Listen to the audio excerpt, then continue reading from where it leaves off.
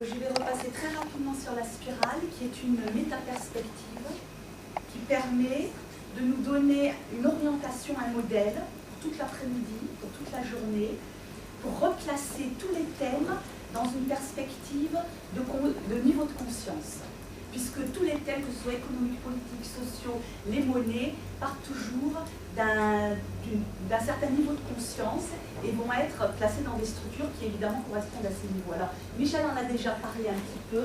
Je vais passer rapidement sur les premiers systèmes. C'est quand même 100 000 ans d'histoire de l'Homo sapiens en 10 minutes, donc je vais essayer de faire le maximum. Donc évidemment, l'âge de pierre, le code de ce niveau de conscience, c'est l'instinct instinctif et la survie. Après, on est passé des milliers d'années d'après, quand les conditions de vie ont changé, il a fallu que l'être humain s'adapte, puisque les solutions ne marchaient plus. Donc, on a changé de niveau de conscience, on a été vers une organisation tribale, de clans, où ici, l'économie, c'était l'interdépendance, le troc, l'échange.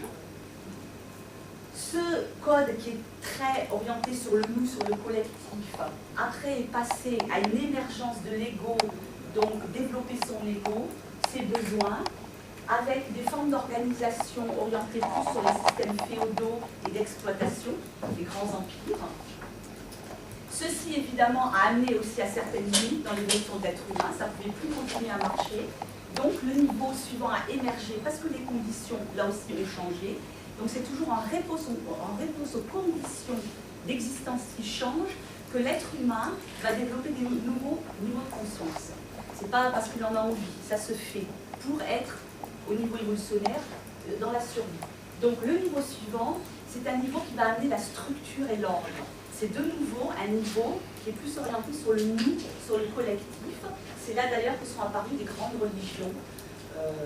Donc après les systèmes extrêmement exploitatifs du système féodal. Donc les grandes religions ici, avec une tendance à l'absolutisme. Et le système actuel où on est, en particulier en France, on parle de centre de gravité, c'est le système orange, donc matérialiste qui est apparu à peu près avec l'apparition des sciences, le siècle des Lumières, la Renaissance, où il y a eu séparation en effet de l'Église aussi, des États et des sciences. Donc nous sommes encore dans cette période, donc 250 ans à peu près, qui a amené aussi la démocratie, les progrès de la médecine, et dont le but est la croissance, la croissance, la croissance. Donc ce que nous vivons actuellement, toutes les thématiques que nous avons actuellement, ce sont des pathologies de ce système, qui va dans un excès.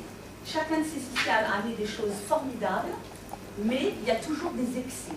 Donc là, nous sommes dans des excès pathologiques de Orange qui ont provoqué l'émergence du système suivant, pluraliste, communautaire, qui en France n'est pas encore, qui est un petit peu ouvert, mais pas vraiment encore, on ne peut pas parler de mainstream. Il existe en mainstream, par exemple, dans les pays scandinaves, qui eux déjà fonctionnent au niveau politique à ce niveau-là. Donc vous voyez que c'est extrêmement réduit au niveau global, mondial. Donc les plus grands systèmes actuellement au niveau répartition mondiale, c'est le système bleu encore. Donc aux États-Unis, on a beaucoup bleu-orange. En France, extrêmement orange, cartésien, pragmatique, avec du bleu encore, pas mal.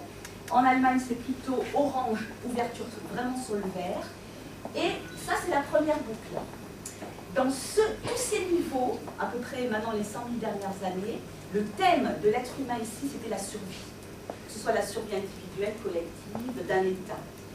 Ce qui va se passer maintenant, alors moi je suis très optimiste, je partage l'opinion, le sentiment de Michel, c'est que puisque nous n'allons pas réussir, même avec le pluralisme, le niveau de conscience pluraliste, à résoudre les problèmes qui ont été créés par Orange, il va falloir passer à un système, à un niveau de conscience encore supérieur.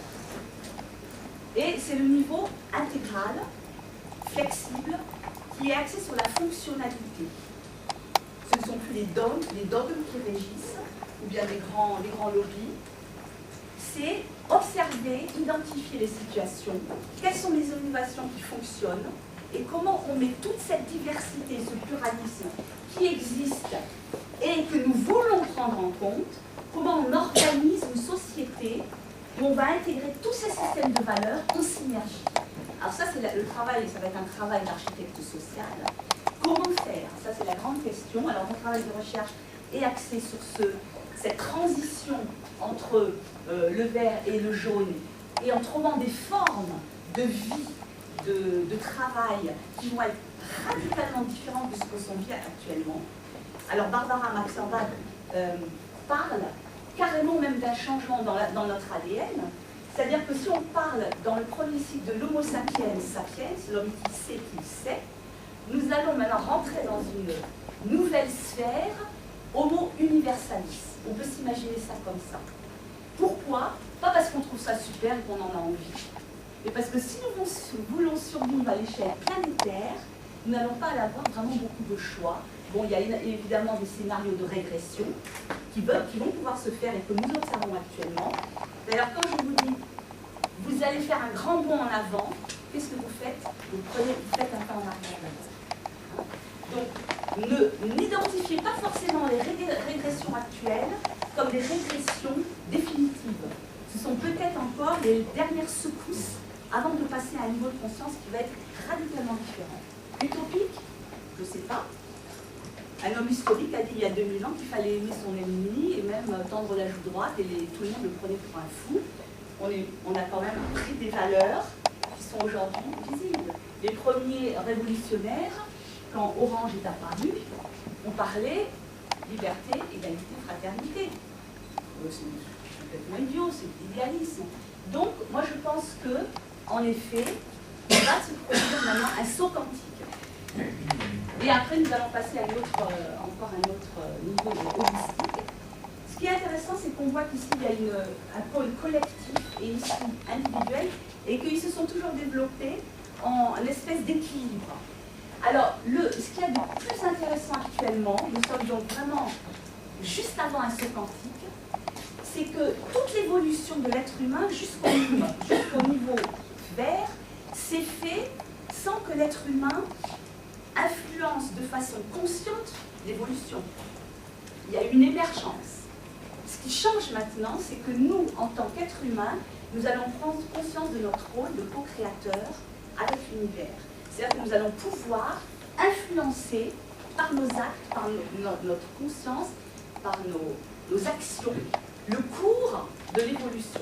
Donc ce n'est pas gagné, mais ce qui est intéressant, c'est qu'on peut voir que l'évolution depuis 13,7 milliards d'années, il y a un design, l'évolution tend vers plus de liberté, plus de conscientisation et plus de complexité. Ça, c'est quelque chose qu'on peut observer uniquement en regardant et en examinant ce qui s'est passé.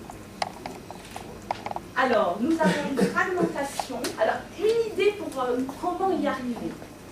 Nous avons ici les 12 représentants du corps sociétal, la justice, la santé, dont nous allons parler cet après-midi, puisque nous avons choisi certains de ces domaines d'application, de vie. Première idée, ça serait passer de la fragmentation et la segmentation à l'intégration. Donc réunir tous ces 12 domaines du corps social ensemble. Nous sommes encore extrêmement dans l'expertise, qui est très orange.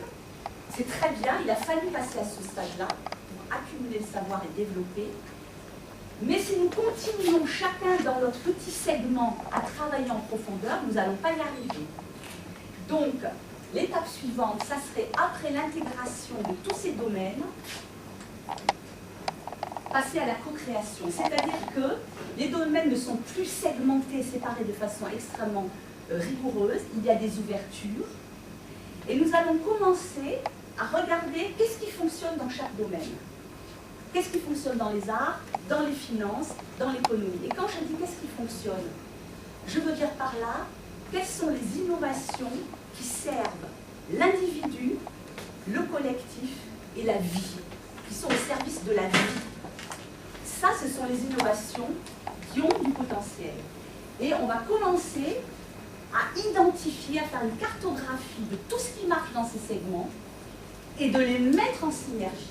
Ça va être ça le travail vraiment de l'architecte social. C'est un généraliste transdisciplinaire qui va pouvoir mettre en synergie ce qui fonctionne.